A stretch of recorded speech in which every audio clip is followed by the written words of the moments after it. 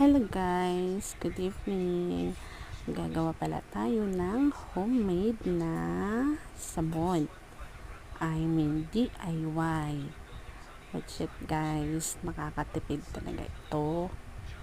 Mas marami ka nang lalabhan. Magtatagal pa siya hanggang 2 to 3 buwan.